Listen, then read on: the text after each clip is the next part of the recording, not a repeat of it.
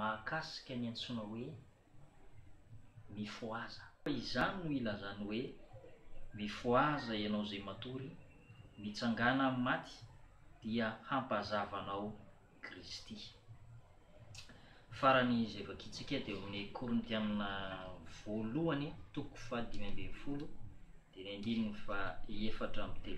Korintiana 1:5-10 dia 2:4-3.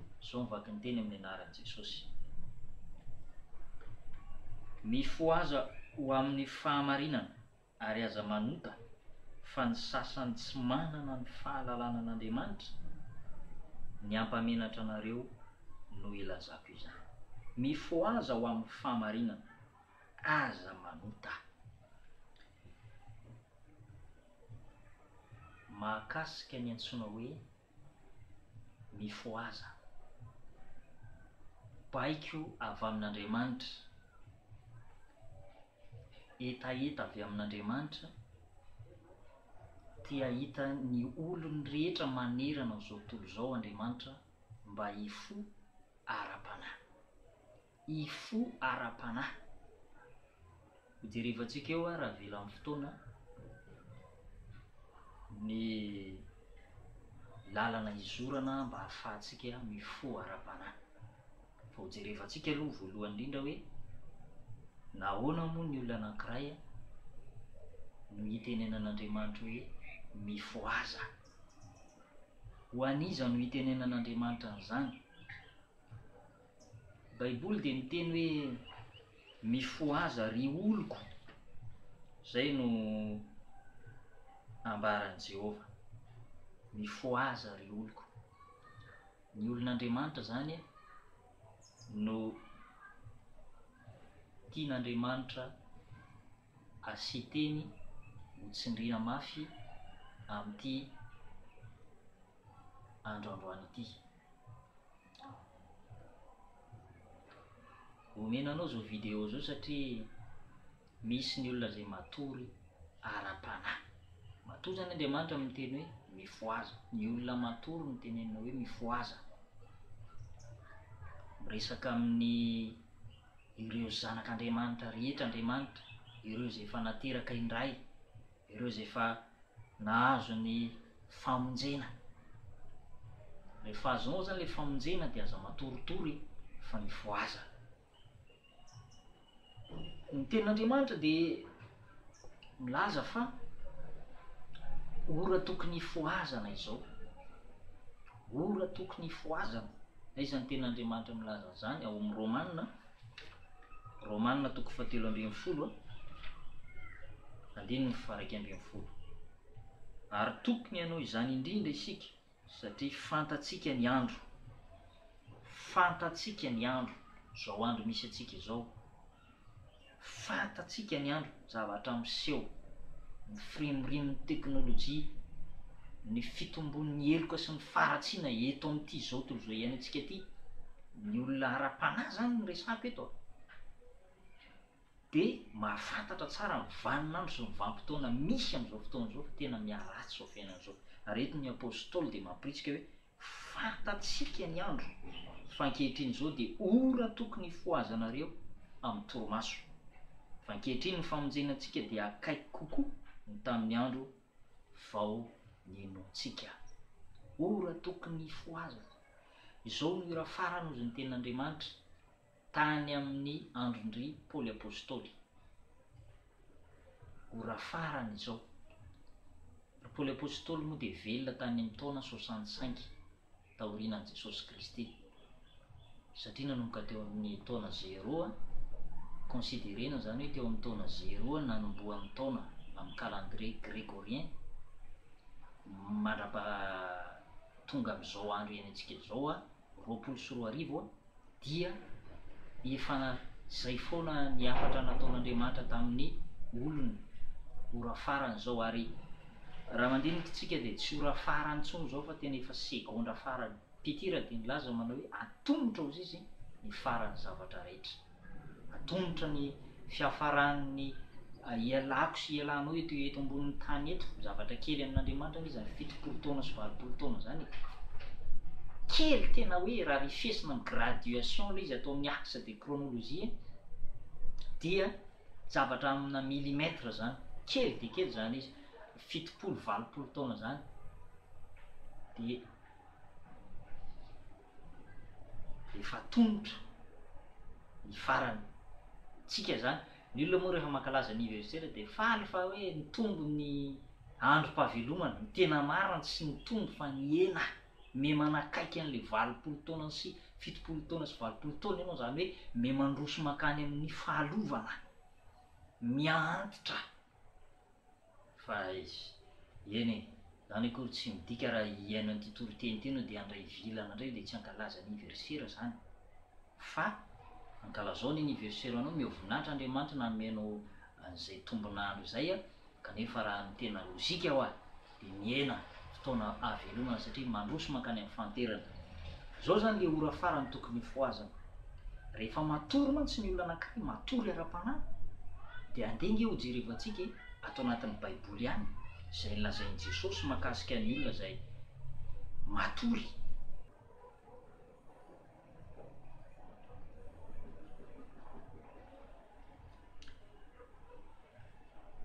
Matthieu 7:15-5.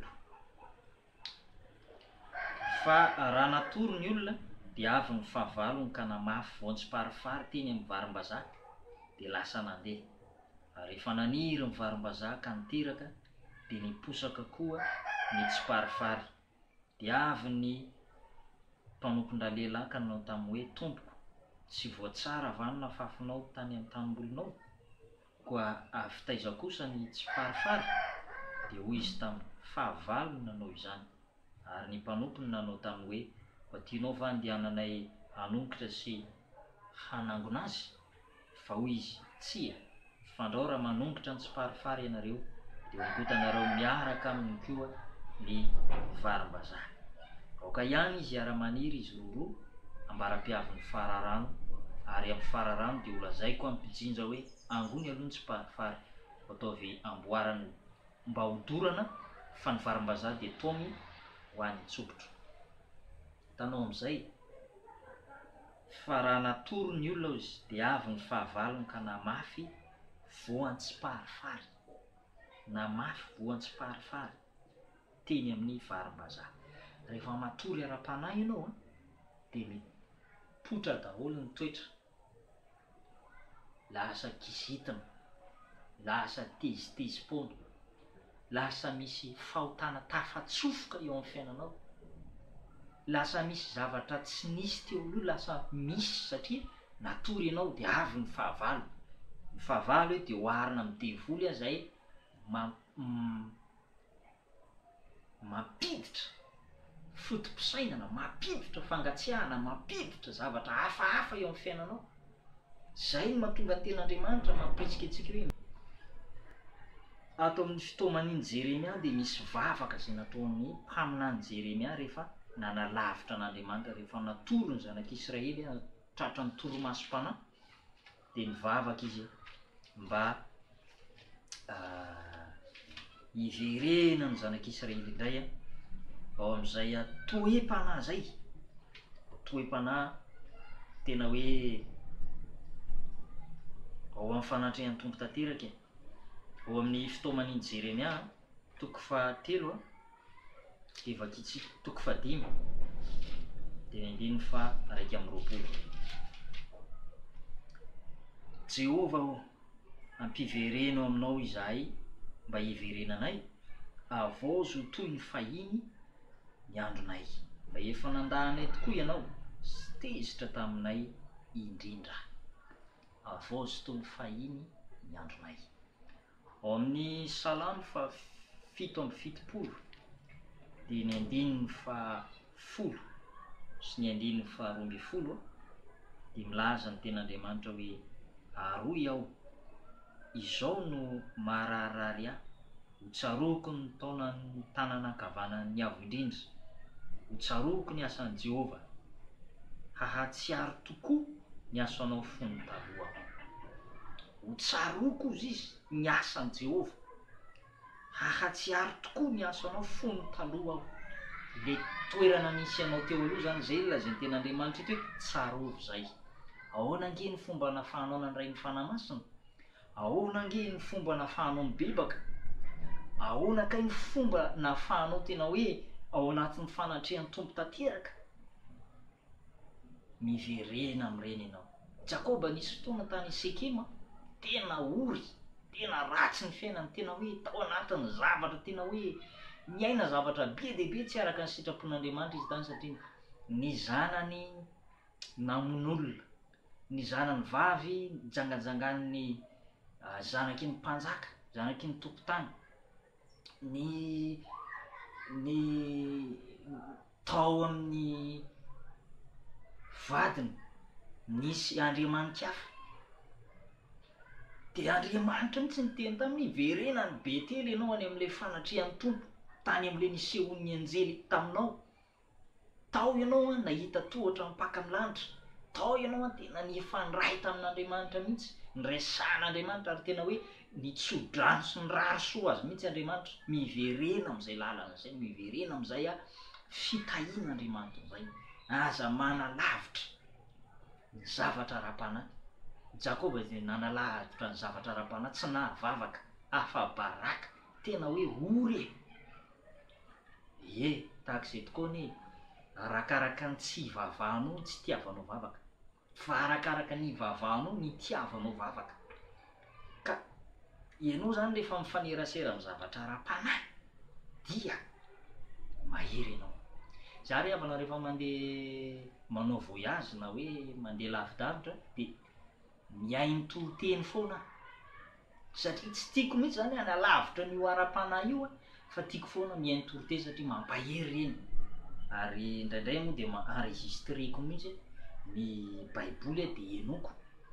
Dia raha tsy mahavavaky baiboly zany dia miaino an'iny dia namany hoe misaintsaina ny ten'Andriamanitra ihany. Zay manko lazaina ny Josoa toko voalohany dia fahavalo hoe saintsaino andro aman'alina hozy izy, ny tenin'Andriamanitra. Dia zay zany raha te hifo ara-panahy ianao, aza misaraka amin'ny zava-panahy, tiava zava-panahy, tiava mpanompon'Andriamanitra, tiava baiboly, tiava miaino ten'Andriamanitra, tiava mihira fiderana, miasa ao an'Andriamanitra. Zao moa zao anatin'ny fiboana confinement mbola tsy afaka hoe andeha hitoro-teny zovavolombelona hiasa ao an'Andriamanitra, mbola voafetra ny fotoana hatramin'ny 12 ihany.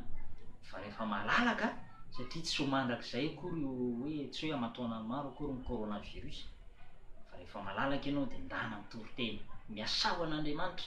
Eto ny ten'Andriamanitra dia miteny ho tsaroko ny asan'i Jehovah, ahatsiaro tokoa ny asanao fony taloha aho, saina ny asanao rehetra tokoa aho, ary iresaka izay nataonao. Fijoroana vavolombelona zay hoe iresaka izay nataonao. Ry havana, resaka ara-panahy no resahako aminao ary fampirezana ho ampino izy ity ny tena marina. Mila mifo ara-panahy tsika, ora fara zao, ora tokony hifoazana. Zao fotoa zao dia be dia be ny fahavalo mamafy tsy parifary, anala, ampiena, ahatonga anao tena tsy hivavaka tsy ny devoly zany, ny programme devoly zao ihany ny azy ny mission hoe ahatonga anao very eny amin'ny elo. Ninon'inona fomba ataony eo, ny fomba fiasany mety samihafa, fa ny tanjony faratampony dia ny havery ny fananao any amin'ny elo. Ka raha mbola misy ny fizarana ten'Andriamanitra tahaka izao dia araroty, tena aoka misy ianao tena hanararotra, aoka misy tena ho ataonao zava-dehibe ny mandre ten'Andriamanitra mba hahafahanao misokatra tsara masom-pananao, tsy hoe jambaram-panahy akory ianao fa fahasoavana anampy fahasoavana, hahafahanao mandeha lavitra.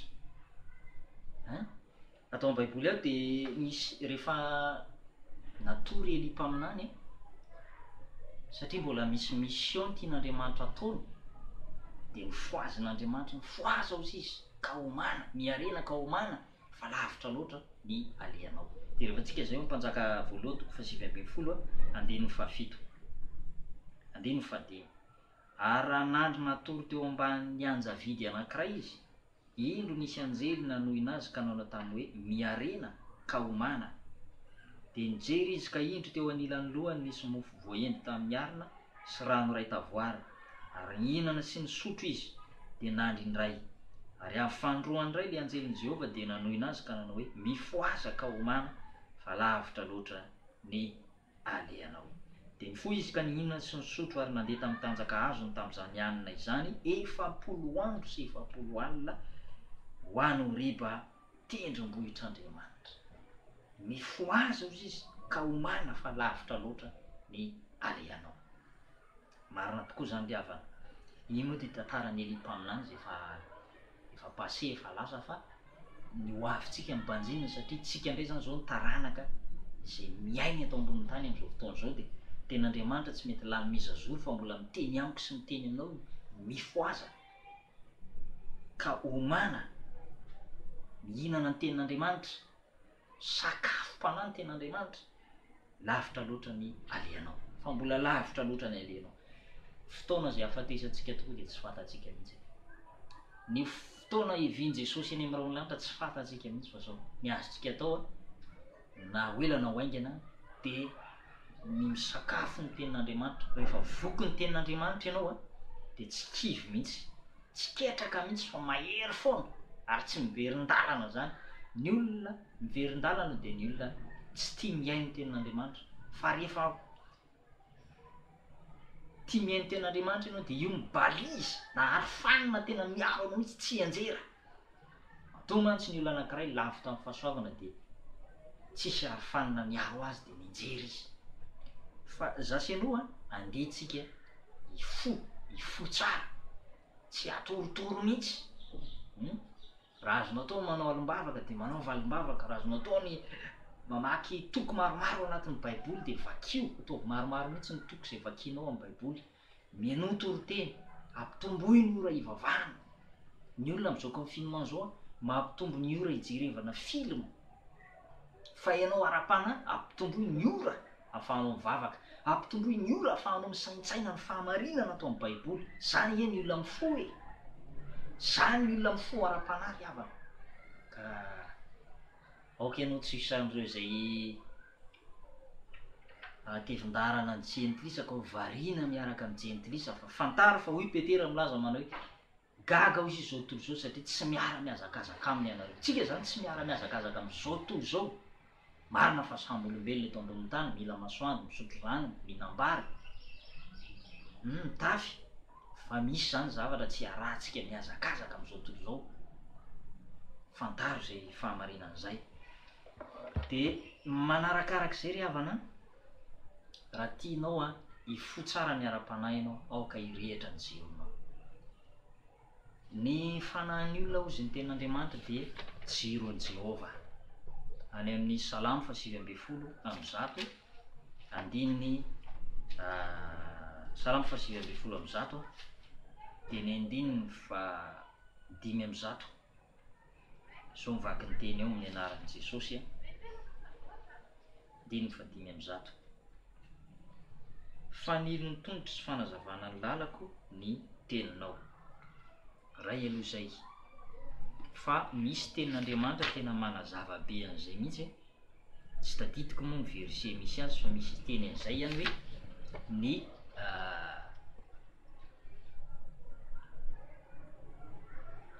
fanan'Andriamanitra no jiro eo amin'ny fanahin'ny olona, jiro mirehitra. Rehefa ao zany ny fanahy masina de mazava, mandeha amin'ny fahazavana ny olona anankiray. Ny asan'ny fanahy masina tamin'ny zanak'Israely tany anefitra dia men'Andriamanitra andry raona sy andry afo ny zanak'Israely. Andry raona izy raha amin'ny atoandro, andry afo izy raha amin'ny alina, zany hoe samy manazava zany reo. De zay koa ny fanahy masina, aza misaraka amin'ny fanahy masina mihitsy raha ohatra ka tianao ny hoe ifo ara-panahy, fa ny fanahy masina no mampirehitra. Rehefa mirehitra mitoro teny kalamanjana ny olona anankiray de miasa tsara zay ny fanahy masina. Fa rehefa tsy ao io fanahy masina io de miasa amin'ny herin'ny tena ny olona anankiray de reraka izy, tsy mahavita na inona na inona.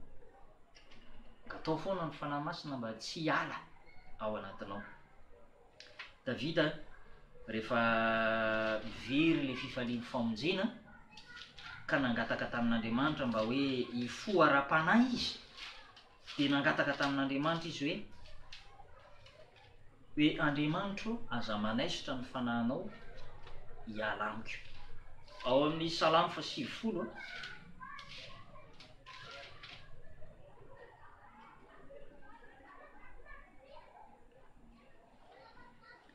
Salamo 80 sy ny Salamo 50 raika amin'ny 50 dia milaza ny ten'Andriamanitra hoe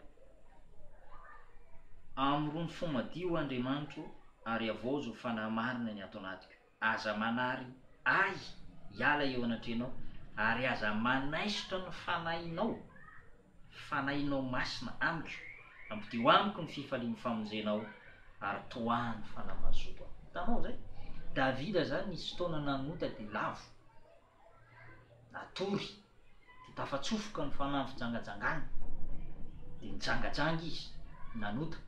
Dia rehefa iverina am'izay zany izy dia nangataka an'ilay fanahy masin'Andriamanitra, fa nahavitaka ny olona azy ao zay ny fahavalo, ny fanahin Jehovah nangana faneva anakarana azy. Zay zany le izy, mila ny fanahy masina, angatao ny fanahy masina. Efa fantatsika moa ny fomba fahazahoana ny fanahy masina, ny asan'ny apôstôly toko 2:7 koa mibeba ary ako asao atao batisa amin'ny anaran'i Jesosy Kristy ianareo rehetra mba hazo famelana ny helokareo i Petera ary ianareo andray ny fanomezana dia amin'ny fanahy masina.